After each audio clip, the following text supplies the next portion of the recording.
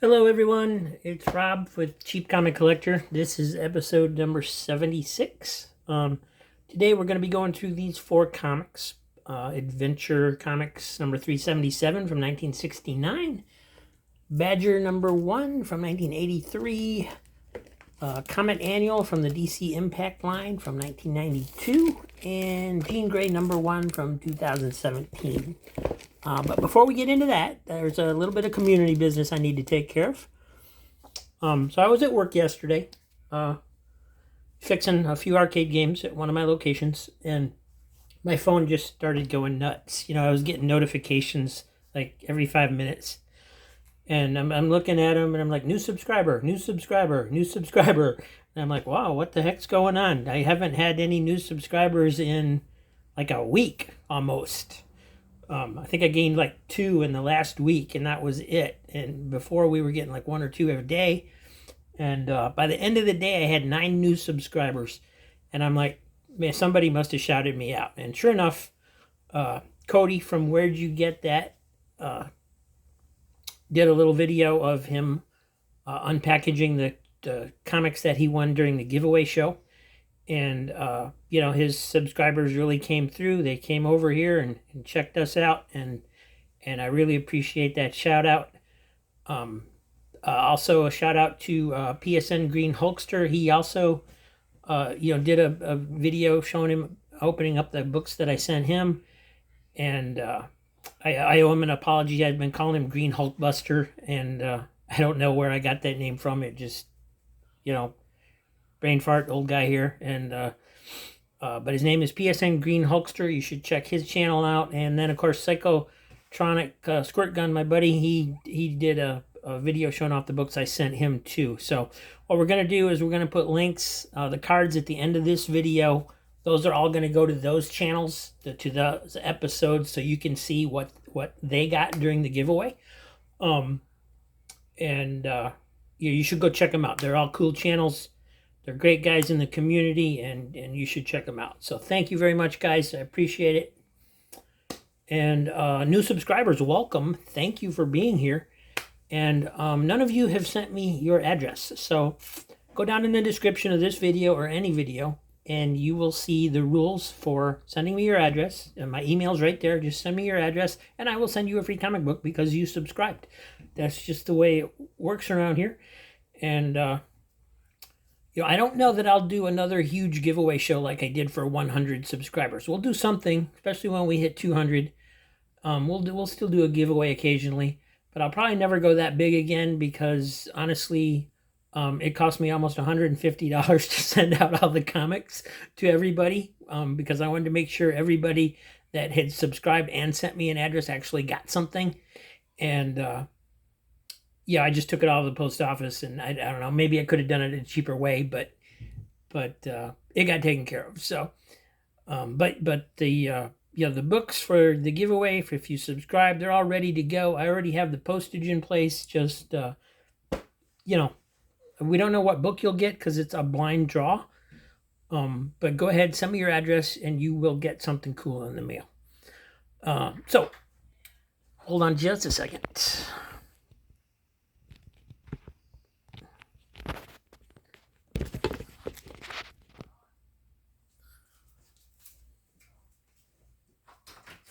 What's wrong? Oh. Hi. What's the matter? Nothing. Oh, okay. I was just looking to see what you were doing.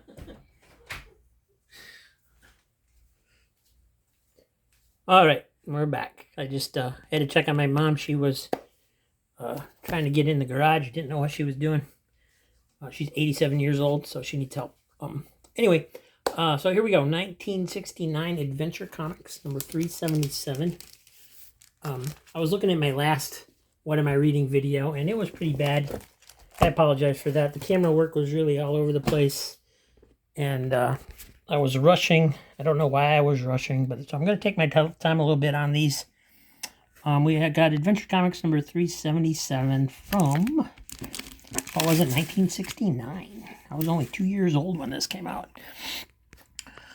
And we got Heroes for Hire. The Legion of Superheroes is going to, on a pay basis. So this came out, 2 or 3 years before Luke Cage started his Hero for Hire thing over at Marvel. And so who knows if this had anything to do with inspiring that. It's certainly not part of the official story, but Stan Lee, if he saw that, maybe that inspired an idea. Who knows? The timing would have been right. So yeah, we got Tales of the Legion of Superheroes. And basically they just they start charging for their work, and so everybody's upset over that, and we got this really trippy artwork here when they get gassed. Very this was from the 60s, not the 70s, guys, so very trippy artwork here. Yeah, I should have looked up to see who wrote and drew this, and I didn't. Apologize for that. Artwork's good, the story's good. And here we got a robot ad, the Zeroids from Ideal. Never heard of these guys before, but I remember Ideal having some really cool toys. We used to have a Battling Tops game, which, if you've ever seen it, is a lot of fun. I think that was from Ideal. But anyway, the Legion starts charging for their work. Everybody is going nuts because they don't want them to do that. And they're not heroes anymore. And we got a Phantom Stranger ad. And a half-page Ollie joke from Henry Boltinoff. And it goes back into the Legion story. They're getting paid. And of course, it's all a big plot to undo this criminal ring. Got an ad for the Witching Hour, some Saturday morning ads for the Batman Superman Hour and the Aquaman show, the Legion Outpost letter column, which at this point wasn't really printing letters. They just printed comments taken from letters, kind of. And another Sergeant Rock ad. Prize Battle Tale, Sadie Page Giant. And anyway, the artwork is cool. The story is cool. And of course, in the end, they give all the money back. And Super Turtle by Henry Boltinoff. So I don't think I've ever seen an actual Super Turtle strip before. So we're just going to scroll through it here slowly so you guys can take a read. It's honestly not that funny, like most of Henry Boltinoff's strips, but they were filler. And then we have a Batlash ad. Is Batlash saving the West or ruining it? Make your decision. Vote with your wallets, people. And you can own a Polaris nuclear sub for only $6.98. And then there's a Aurora model ad on the back. So that's cool. And then from 1983, we have Badger #1. Very nice cover by Steve Root. And what's his name? Jeffrey Butler? Yes, Jeffrey Butler. And this is my first time reading Badger. It was the very first issue. Came up from Capital Comics. They was created in Wisconsin, which is the state I'm originally from. And the badger is the state animal of Wisconsin, in case you did not know. And so that's, I guess, why they probably went with that. And this was done by Mike Barron as the writer and Jeffrey Butler as the artist. And it's different. I'm not sure if it's good or bad. It was interesting. It's completely different kind of storyline. You got it starts off back in, I don't know how many years ago, back in the times of the Druids. And these guys basically are trying to kill this old druid. Somehow he gets transported through time or something, or is still alive when it gets to the modern day. He goes to North America, and apparently he just lives forever because he's still in North America in present day 1983. And he's in a psycho ward because, you know, he thinks he's a druid. And this guy is the guy who will be the badger, and he's also in the room next to the druid because, you know, he thinks he's a superhero. So, and so they kind of get together, and this lady is supposed to be their new therapist, and the druid escapes, the badger escapes. They offer her a job, so she quits and goes to work for the druid, who uses his powers to win lotteries and monies and contests. And they get set up as a, you know, basically whatever the druid has in mind to do, which don't quite reveal. He wants to sponsor the badger, and that's how it kind of ends. And then it ends with this guy is some other ancient foe of the druid who's going to come into play in the next issue, which I do not have. But it was an interesting comic. It was very different because of the whole psycho word thing. They're all kind of nuts, and it was good. It was good. It was different. It was a nice read, and I would definitely pick up more. And then we have the Comet Annual from DC's Impact Line, 1992. So this one is part of an EarthQuest storyline that I guess it links all the Impact Annuals, but they're still standalone stories. And this is supposed to have a trading card inside. It does not, so that was missing. But anyway, we have artwork by Trevor Von Eden, Kelly Puckett on the writing duties, and Steve Mitchell on the inks. And the Comet I've never read before. I thought this would be a good place to start, and it was a nice introductory storyline. Pretty straightforward and simple.